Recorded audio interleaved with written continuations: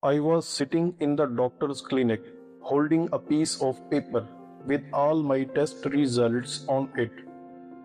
Blood sugar 350, blood pressure 160 over 100, fatty liver, weight 107 kilograms. And the doctor looked at me and said clearly, "You need to start medication immediately." I was 34 years old, and in that moment, I made a decision. I looked at the doctor and said, "Give me 2 weeks. Just 2 weeks. Let me try something first." The doctor agreed, but with a warning: do not delay too much. I walked out of that clinic, prescription in my hand, but unfilled. And in those 2 weeks, I tried 3 simple things. Today, I want to share exactly what those 3 things were, what I tracked daily, and what my glucometer showed me after 2 weeks. This is my personal experience, not medical advice. Please always consult your doctor for your own situation. But if you are in a similar position, this story might be important for you. Let me take you back to that clinic visit. When I sat down and the doctor looked at the reports, the doctor's expression said everything before anything was even spoken. The doctor went through each result slowly, carefully. Blood sugar 350, blood pressure 160 over 100, fatty liver, high cholesterol, high triglycerides, weight 107 kilograms. And then the doctor looked at me directly, and the advice was very clear. You need to start medication immediately. There was no uncertainty, no hesitation, just a clear, direct instruction. And honestly, I understood completely. These numbers were serious. I knew that. But something inside me was not ready, not yet. I had so many questions running in my mind. If I start medication now, will I be on it forever? What actually caused all of this? Can lifestyle change make a real difference? Or is medication the only answer? I did not argue. I listened carefully. I respected the advice completely. But I said honestly, I want to try something first. Give me 2 weeks. Let me make some changes, and then we will check again. The doctor agreed, but with a very clear warning. These numbers cannot stay this high for long. You have a limited window. Do not delay too much. I left that clinic with the prescription in my hand, but a decision in my heart. I am going to try first. Before I fill this prescription, I am going to try. I went home that day with one question in my mind. What can I actually change that will make a real difference? This time, I was not going to make the same mistake. I was not going to randomly cut food or blindly follow some advice online. I had already tried that, and it made things worse. This time, I needed to be smarter, more focused, more intentional. So I started with the basics. What does my body actually need right now? What is the most important thing I can change immediately? And after thinking carefully, after connecting everything I had learned, I decided to focus on 3 things only. 3 things, not 10, not 20, just 3. Number 1, fix my eating pattern. Not what I eat, but when I eat. Number 2, start moving, even if just walking, every single day. Number 3, fix my sleep, because I had learned that poor sleep can directly affect blood sugar, and I was sleeping terribly. These 3 things seemed simple, almost too simple, but I had a feeling that simple done consistently was more powerful than complicated done occasionally. So I committed fully for 2 weeks. I would do these three things every single day, no excuses. And then I would check my blood sugar again using my glucometer and see what the numbers showed. The first thing I changed was my eating pattern. And I want to be very clear here, I did not go on a strict diet. I did not cut out entire food groups. I did not count every calorie. What I changed was simple. I introduced intermittent fasting. Now, before you think I have heard of this before or this sounds too hard, let me explain what I actually did. I chose the 16-8 method, 16 hours of not eating, 8 hours of eating. In practical terms, I stopped eating after 8 pm at night and I did not eat again until 12 noon the next day. That is it. No special food, no expensive supplements, just a simple eating window. Now here is where a simple digital tool played a very important role for me. My glucometer. Every single morning before eating anything, I checked my blood sugar with my glucometer. This one simple habit of checking the number every morning kept me accountable every single day. When the number showed improvement, even slightly, it motivated me to keep going. When it stayed the same, it told me to be more consistent. A glucometer gave me direct daily feedback from my own body. I could see in real numbers whether my efforts were working or not. This is something I would strongly recommend, tracking your numbers regularly with a glucometer. It keeps you honest and it keeps you motivated. In those fasting hours, I drank water, plain water, nothing else. The first 2 to 3 days were genuinely difficult. I felt hungry, I felt weak. I questioned whether this was the right thing. But I reminded myself I had committed to 2 weeks, so I pushed through. And by day 4, something shifted. The hunger reduced. My energy actually started to feel more stable. By the end of the first week, I started feeling slightly lighter, not dramatically, but noticeably. Something was changing. I could feel it, and my glucometer readings were starting to reflect it. The second change was movement.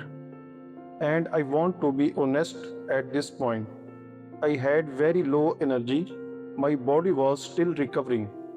I could not do intense exercise. I could not go to a gym. So I started with the simplest thing possible, walking. Not fast walking, not running, just a slow, steady walk every day. 20 to 30 minutes, that was my only target, nothing more. Now you might be thinking, just walking? Can that really make a difference? In my personal experience, yes, it made a difference. And here is what I understood. When you walk, your muscles need energy. They use glucose from your blood. So in my experience, walking seemed to help bring my readings down. Over time, I started in the evening, small slow walks around my neighborhood. Some days it was hard to even start, but once I started, I always felt better after. By the end of week 1, I was walking every single day. It became part of my routine, something I actually looked forward to. The third change was the one I least expected to make a difference: sleep. Before all of this, my sleep was terrible. I would stay up late, scrolling my phone, sleeping at 1 or 2 am, waking up tired every single morning. I never connected this to my health. I thought sleep was just rest, nothing more. But I learned that poor sleep can raise stress hormones in the body, and those stress hormones can affect blood sugar levels. So every late night may have been quietly affecting my blood sugar without me eating a single thing.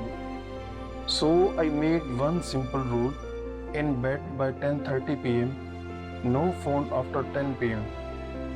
The first few nights felt very strange. I was not used to sleeping early, but within 3 to 4 days, I started waking up feeling slightly different. Not completely energized, but less drained than before. And when I checked my glucometer in the mornings, the readings started showing something. They were slightly lower than before, not dramatically, but consistently lower. Just from sleeping better, nothing else changed that particular week, just sleep. And in my personal experience, the numbers reflected it. 2 weeks passed and I picked up my glucometer. I was genuinely nervous because if the numbers had not changed, I knew what I had to do. Fill that prescription, start the medication. I pricked my finger, placed the blood on the strip, and waited. Those few seconds felt as long as the first time. The number appeared. It had dropped. In my personal experience, after 2 weeks, my readings had come down by around 60 to 70 points. I checked again. The drop was real. I sat there quietly, processing what I was seeing. It was not normal yet. Normal fasting blood sugar is below 100. I knew that clearly. And I am not claiming this was a cure or that this will work for everyone. Every person is different. Every situation is different. But in my case, the number had moved meaningfully in just 2 weeks without medication through three simple changes: eating pattern, walking, sleep, and daily glucometer tracking. That moment told me something important. My body was responding. It was capable of change. It just needed the right conditions. And for the first time since that morning I collapsed, I felt something I had not felt in a long time: hope. Now I want to be very clear about something important. I am not saying do not take medication. I am not saying medication is wrong. The doctor gave completely right advice for my situation based on my numbers. What I am sharing is simply my personal experience that for me, in my specific situation, with the doctor's full awareness, these lifestyle changes created a real measurable difference in just 2 weeks. And that difference gave me the motivation to keep going. Because here is what I understood from my own journey. Medication can manage numbers, lifestyle change works on the daily habits that may have created those numbers.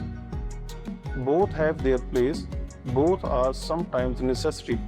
Please follow your doctor's guidance for your own specific situation. The three things I changed cost nothing: no gym membership, no special food, no expensive supplements.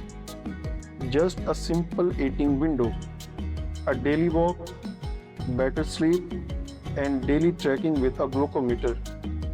And in my personal experience, these four things together dropped my reading by around 60 to 70 points in 2 weeks.